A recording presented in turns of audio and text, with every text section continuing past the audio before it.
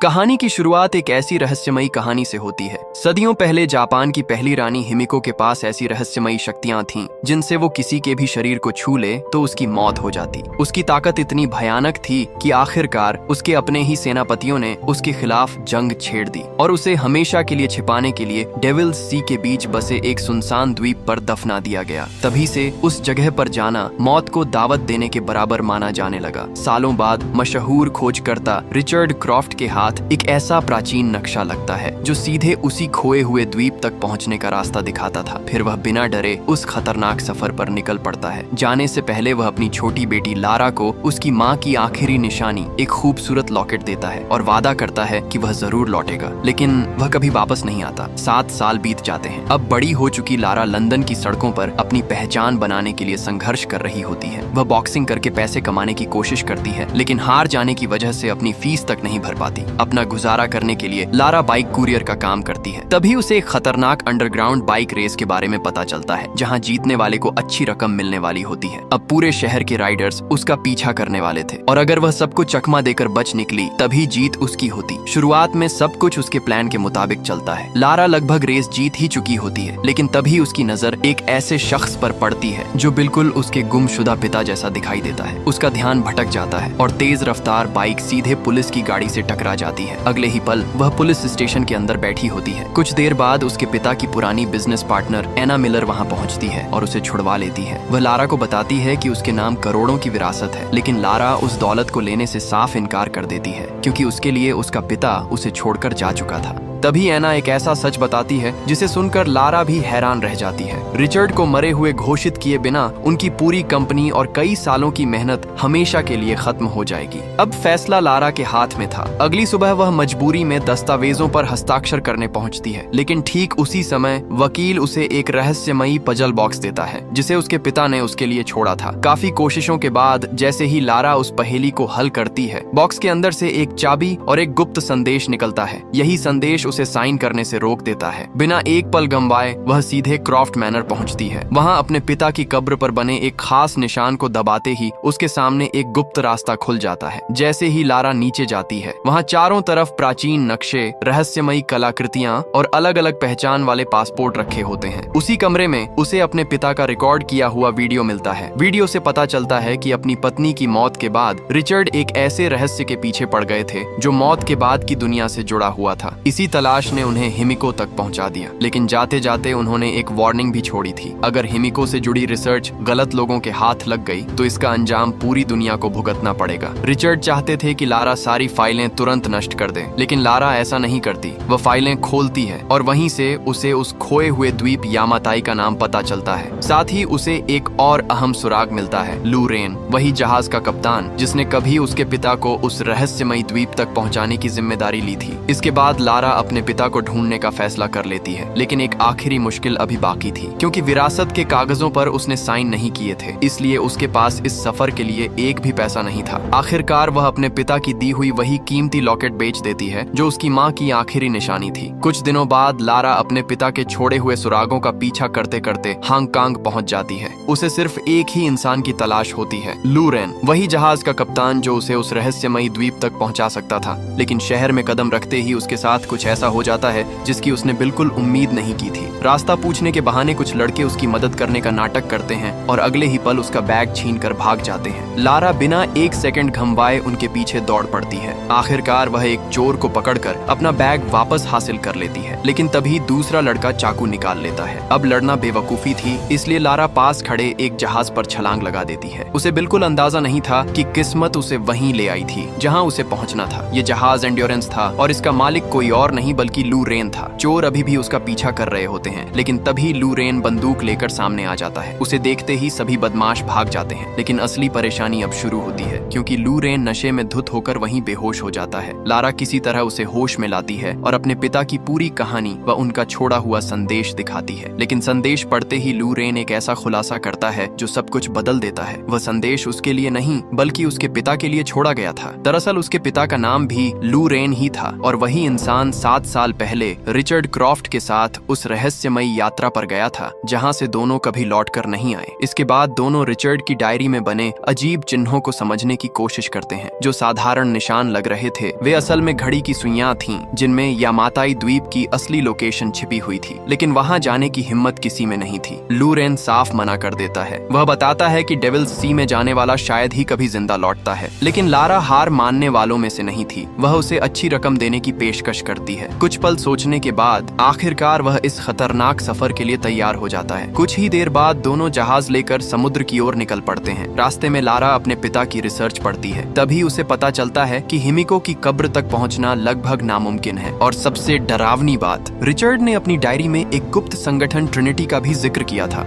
एक ऐसा संगठन जो हिमिको की शक्तियां हासिल करके पूरी दुनिया पर राज करना चाहता था। अब सवाल सिर्फ खजाने का नहीं था। अगर ट्रिनिटी कामयाब हो गई तो पूरी दुनिया खतरे में पड़ जाएगी। समुद्र के बीच सफर करते हुए लारा के मन में भी एक सवाल उठता है, क्या उसके पिता सच की तलाश कर रहे थे या फिर यह रहस्य उन्हें पागल बना चुका था? लेकिन जवाब मिलने से पहले ही अचानक समुद्र में भयंकर तूफान आ जाता है। विशाल लहरें जहाज को खिलौने की तरह उछालने लगती हैं। लूरेन पूरी ताकत से जहाज संभालने की कोशिश करता है, लेकिन हालात उसके हाथ से निकल चुके थे। वह लारा को तुरंत जहाज छोड़ने के लिए कहता है, लेकिन तभी लारा को याद आता है कि उसके पिता की डायरी अभी भी अंदर रह गई है। वह अपनी जान की परवाह किए बिना वापस जहाज के अंदर दौड़ पड़ती है। अचानक एक विशाल लहर पूरे जहाज को 2 टुकड़ों में तोड़ देती है। लूरेन समुद्र में बह जाता है और लारा किसी तरह किनारे तक पहुंच जाती है। जब उसे होश आता है तो चारों तरफ अजीब सन्नाटा होता है, लेकिन तभी उसे दूर कुछ रहस्यमयी लोग दिखाई देते हैं। वह कुछ समझ पाती उससे पहले ही कोई पीछे से उसके सिर पर वार कर देता है और अगले ही पल उसकी आंखों के सामने अंधेरा छा जाता है। जब उसे होश आता है तो वह खुद को एक तंबू के अंदर कैद पाती है। उसके सामने बैठा होता है एक रहस्यमयी आदमी, मैथियस वोगेल। लारा अपना बैग उठाने की कोशिश करती है, लेकिन वोगेल उसे रोक देता है। वह मुस्कुराते हुए बताता है कि वह पहले ही उसके बैग की तलाशी ले चुका है। फिर वह रिचर्ड की डायरी उसके सामने रख देता है और एक ऐसी बात कहता है जिसे सुनकर लारा के पैरों तले जमीन खिसक जाती है। वोगेल बताता है कि वह रिचर्ड क्रॉफ्ट को अच्छी तरह जानता था। रिचर्ड पहले भी इस द्वीप पर आया था, लेकिन उसने हिमिको की कब्र खोजने में उसकी मदद करने से इनकार कर दिया था। और फिर वोगेल बिना किसी पछतावे के स्वीकार करता है कि रिचर्ड क्रॉफ्ट को उसी ने अपने हाथों से मार डाला था। ये सुनते ही लारा पूरी तरह टूट जाती है, लेकिन उसका सबसे बड़ा झटका अभी बाकी था। तंबू से बाहर निकलते ही चारों तरफ हथियारबंद सैनिक, कैद किए गए मासूम लोग और पहाड़ों को उड़ाने वाले विस्फोट। अब साफ हो चुका था कि यह कोई साधारण अभियान नहीं था। ट्रिनिटी पूरे द्वीप को खोद डालना चाहती थी, सिर्फ हिमिको की कब्र तक पहुंचने के लिए। इसी बीच लारा को भी कैद कर लिया जाता है। वहीं उसकी नजर लूरेन पर पड़ती है, जो जिंदा तो था लेकिन बाकी कैदियों की तरह जबरदस्ती मजदूरी करने पर मजबूर था। अब दोनों समझ चुके थे कि इस द्वीप से बचकर निकलना आसान नहीं होगा। और तभी लारा लूरेन को सच्चाई बताती है। वोगेल ने उसके पिता की हत्या की थी। लारा के शब्द सुनते ही लूरेन की आंखों में गुस्सा भर जाता है। फिर वह एक और चौंकाने वाला सच बताता है। वोगेल ने सिर्फ रिचर्ड क्रॉफ्ट ही नहीं बल्कि उसके पिता की भी हत्या की थी। अब यह लड़ाई सिर्फ लारा की नहीं रही थी, दोनों का दुश्मन एक ही इंसान था। इसी बीच सभी कैदियों को एक नई खुदाई वाली जगह पर ले जाया जाता है। रिचर्ड की डायरी में छिपे सुरागों की मदद से वोगेल आखिरकार उस जगह तक पहुंच चुका था जहां हिमिको की कब्र का प्रवेश द्वार होने का शक था। सैकड़ों कैदियों से दिन रात खुदाई करवाई जा रही थी। तभी लगातार काम करते करते एक बूढ़ा आदमी थक कर गिर पड़ता है। गार्ड उसे उठने का आदेश देता है, लेकिन जब वह उठ नहीं पाता तो लारा और लूरेन उसकी मदद करने की कोशिश करते हैं। अगले ही पल वोगेल बिना एक पल सोचे उस बूढ़े आदमी को सबके सामने गोली मार देता है। तभी लूरेन अपना आपा खो बैठता है। वह एक गार्ड पर टूट पड़ता है और पूरे कैंप में अफरा तफरी मच जाती है। इसी मौके का फायदा उठाकर वह लारा को भागने का इशारा करता है और लारा घने जंगल की तरफ दौड़ पड़ती है। पीछे लूरेन अकेला सैनिकों से लड़ता रहता है ताकि लारा जितनी दूर हो सके निकल जाए, लेकिन तभी वोगेल उसके हाथ पर गोली मार देता है। लूरेन वहीं गिर पड़ता है और दोबारा कैद कर लिया जाता है। उधर भागते भागते लारा एक ऊंची चट्टान तक पहुंच जाती है। पीछे से गोलियां लगातार उसकी तरफ बढ़ रही थीं। घबराहट में उसका पैर फिसल जाता है और वह सीधी गहरी नदी में जा गिरती है। तेज बहाव उसे एक विशाल झरने की तरफ ले जाने लगता है। ऐसा लग रहा था अब उसका बचना नामुमकिन है। लेकिन तभी उसकी नजर चट्टानों के बीच फंसे एक पुराने हवाई जहाज के टूटे हुए पंख पर पड़ती है। वह किसी तरह उसे पकड़कर ऊपर चढ़ जाती है, लेकिन जैसे ही वह उस पर दौड़ती है, पुराना लोहा उसके पैरों के नीचे टूटने लगता है। कुछ ही सेकंड बाद वह फिर से गहरी खाई में गिर जाती है। गिरते हुए उसके हाथ एक पुराने पैराशूट से टकराते हैं। वह किसी तरह उसे खोल देती है और मौत से कुछ फीट पहले जमीन पर आ गिरती है। हालांकि वह बच जाती है, लेकिन उसके शरीर में लोहे का एक नुकीला टुकड़ा गहराई तक धंस चुका होता है। चारों तरफ कोई नहीं। दर्द से तड़पती हुई लारा खुद ही उस लोहे के टुकड़े को बाहर निकालती है। किसी तरह वह पास की गुफा में पहुंचकर खुद को छिपा लेती है। रात होते ही गुफा के बाहर किसी के कदमों की आवाज आने लगती है। लारा संभल भी नहीं पाती कि वोगेल का एक सैनिक उसे ढूंढ निकालता है। वह उसे घसीटकर वापस कैंप ले जाने की कोशिश करता है, लेकिन अब लारा पहले जैसी नहीं रही थी। कमजोर होने के बावजूद वह पूरी ताकत से उसका मुकाबला करती है। आखिरकार अपनी जान बचाने के लिए लारा उस सैनिक को पानी में डुबोकर मार देती है। लारा कुछ पल के लिए बिल्कुल शांत हो जाती है, क्योंकि आज पहली बार उसने किसी इंसान की जान ली थी। लेकिन तभी उसे एहसास होता है कि कोई दूर खड़ा उसे देख रहा है। जैसे ही लारा उसकी तरफ बढ़ती है, वह रहस्यमयी आदमी जंगल की तरफ भागने लगता है। लारा भी उसके पीछे दौड़ पड़ती है। चट्टानों और पहाड़ियों को पार करने के बाद आखिरकार वह उस आदमी तक पहुंच जाती है। लेकिन अगले ही पल जो चेहरा उसके सामने आता है, उसे देखकर उसके पैरों तले जमीन खिसक जाती है। वह इंसान कोई और नहीं बल्कि उसका पिता रिचर्ड क्रॉफ्ट था, जिसे वह पिछले 7 सालों से मरा हुआ समझ रही थी। शुरुआत में रिचर्ड को अपनी आंखों पर यकीन नहीं होता, लेकिन जब लारा उसे यकीन दिलाती है कि वह सचमुच उसकी बेटी है, तो 7 सालों बाद बिछड़े बाप बेटी आखिरकार एक दूसरे से मिल जाते हैं। रिचर्ड उसकी चोटों का इलाज करता है, लेकिन अगली सुबह वोगेल और उसके लोग आखिरकार खुदाई करते करते हिमिको की कब्र का प्रवेश द्वार खोज निकालते हैं। वोगेल तुरंत ट्रिनिटी से संपर्क करता है और बताता है कि उनका मिशन आखिरी चरण में पहुंच चुका है। इधर लारा के होश में आते ही रिचर्ड उसे अपनी सबसे बड़ी सच्चाई बताता है। वह कहता है कि उसे छोड़कर जाना उसकी जिंदगी का सबसे मुश्किल फैसला था, लेकिन अगर वह यहाँ नहीं रुकता तो ट्रिनिटी बहुत पहले ही हिमिको की कब्र तक पहुंच चुकी होती। वह इतने सालों से सिर्फ एक काम कर रहा था, इस रहस्य को दुनिया से छिपा कर रखना। फिर वह लारा से पूछता है क्या उसने उसकी सारी रिसर्च नष्ट कर दी थी। लारा सच बता देती है कि उसने ऐसा नहीं किया। यह सुनते ही रिचर्ड का चेहरा बदल जाता है। उसे समझ आ जाता है कि जिस डायरी को लारा अपने साथ लाई थी, उसी की वजह से वोगेल कब्र तक पहुंच पाया। लारा बताती है कि उसने यह सब सिर्फ अपने पिता को ढूंढने के लिए किया था, लेकिन अब बहुत देर हो चुकी थी। रिचर्ड चेतावनी देता है अगर हिमिको की कब्र खुल गई तो पूरी दुनिया ऐसी तबाही देखेगी जिसकी किसी ने कल्पना भी नहीं की होगी। लारा एक नया प्लान बनाती है। अगर वोगेल का सैटेलाइट फोन मिल जाए तो बाहर की दुनिया से संपर्क किया जा सकता है। रिचर्ड को लगता है कि अब कुछ नहीं हो सकता, लेकिन लारा उसे उसी की सिखाई हुई बात याद दिलाती है, कभी हार मत मानो। बस यही बात रिचर्ड के अंदर भी उम्मीद जगा देती है। अब लारा अकेले ही वोगेल के कैंप की तरफ निकल पड़ती है, हाथ में धनुष और तीर और दिल में सिर्फ एक मकसद। वह चुपके से दुश्मनों के बीच पहुंच जाती है और सीधे वोगेल के तंबू में घुसकर सैटेलाइट फोन ढूंढने लगती है, लेकिन तभी वोगेल वापस आ जाता है। लारा तुरंत छिप जाती है। कुछ देर तक वोगेल अपनी नाकामी पर गुस्सा निकालता रहता है, क्योंकि कब्र का दरवाजा अभी तक नहीं खुल पाया था। जैसे ही वह बाहर निकलता है, लारा भी चुपचाप तंबू से बाहर आ जाती है। उसी समय उसकी नजर लू रेन और बाकी कैदियों पर पड़ती है। बिना आवाज किए वह अपने धनुष से एक गार्ड को ढेर कर देती है और धीरे से सभी कैदियों से कहती है अब या तो आजादी मिलेगी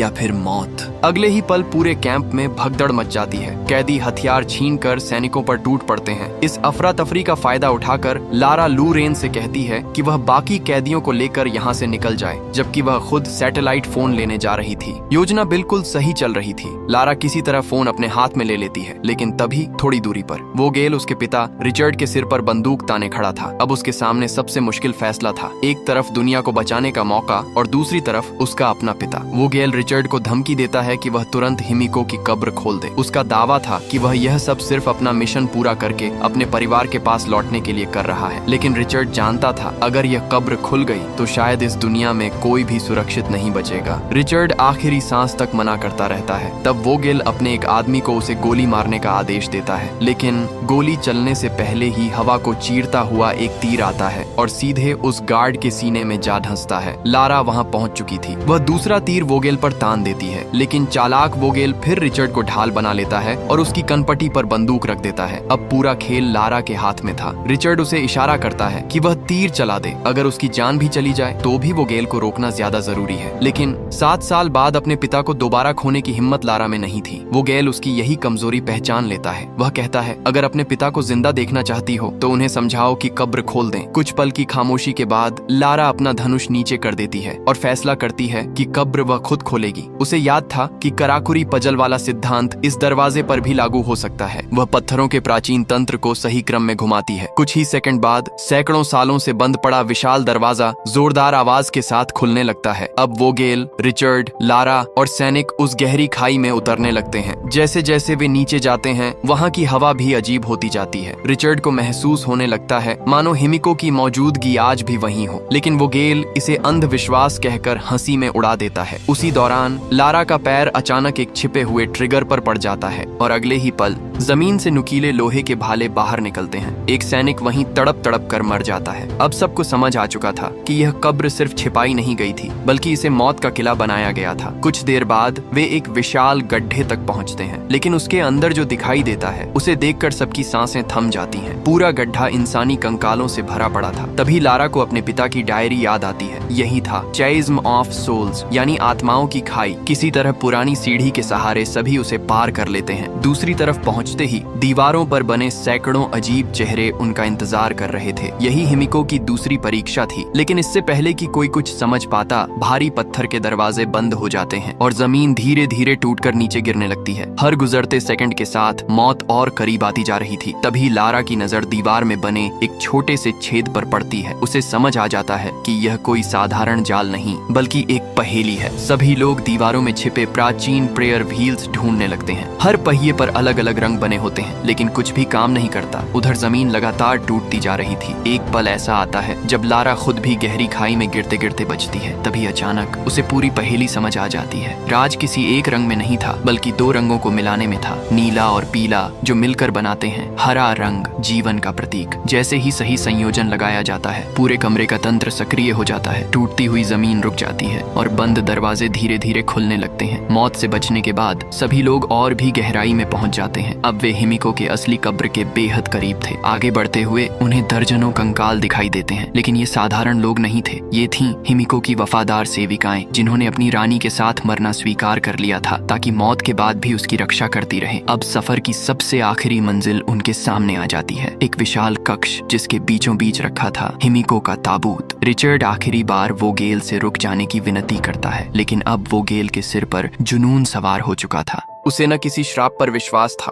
उसके आदेश मिलते ही सैनिक धीरे धीरे ताबूत खोलना शुरू कर देते हैं। जैसे ही ढक्कन हटता है, सबकी नजरें अंदर टिक जाती हैं। सैकड़ों साल पुराना हिमिको का शरीर अभी भी लगभग सुरक्षित दिखाई दे रहा था, लेकिन अगले ही पल वह शरीर उनकी आंखों के सामने तेजी से सड़ने लगता है और कुछ ही सेकंड में सिर्फ एक सूखा हुआ कंकाल बनकर रह जाता है। वोगेल इसे भी पुरानी चाल समझकर नजरअंदाज कर देता है। वह तुरंत सैनिकों को आदेश देता है कि शरीर को बाहर ले जाने की तैयारी करो, लेकिन उसी समय लारा की नजर दीवारों पर बनी प्राचीन चित्रकारी पर पड़ती है और यहीं उसे एक ऐसा सच समझ में आता है जो अब तक किसी ने नहीं देखा था। उन चित्रों में हिमिको को राक्षस की तरह नहीं, बल्कि अपनी मर्जी से इस कब्र के अंदर प्रवेश करते हुए दिखाया गया था। दीवारों पर बनी चित्रकारी देखकर लारा को आखिरकार हिमिको का असली सच समझ में आ जाता है। हिमिको कोई राक्षस नहीं थी, बल्कि उसने पूरी दुनिया को बचाने के लिए खुद को इस कब्र के अंदर हमेशा के लिए कैद कर लिया था। उसके शरीर में एक ऐसी घातक बीमारी फैल चुकी थी जो अगर बाहर निकल जाती तो पूरी मानव जाति खत्म हो सकती थी। यही वजह थी कि उसने अपनी मौत को स्वीकार किया। ये समझते ही लारा सबको चेतावनी देती है कि कोई भी हिमिको के शरीर को हाथ न लगाए, लेकिन वोगेल उसकी एक भी बात नहीं सुनता। जैसे ही उसका एक सैनिक हिमिको के शरीर को छूता है, अगले ही पल उसके हाथ की चमड़ी काली पड़ने लगती है। कुछ ही सेकंड में वह सड़न उसके पूरे शरीर में फैल जाती है। अब सबको समझ आ चुका था ये कोई श्राप नहीं, बल्कि एक बेहद खतरनाक संक्रमण था। डर के मारे संक्रमित सैनिक चारों तरफ अंधाधुंध गोलियां चलाने लगता है। हालात बेकाबू होते देख वोगेल खुद उसे गोली मार देता है, लेकिन इतना सब देखने के बाद भी उसका लालच खत्म नहीं होता। वह फैसला करता है कि पूरे शरीर को ले जाना मुश्किल है, इसलिए वह सिर्फ हिमिको की एक उंगली काटकर ट्रिनिटी के पास ले जाएगा।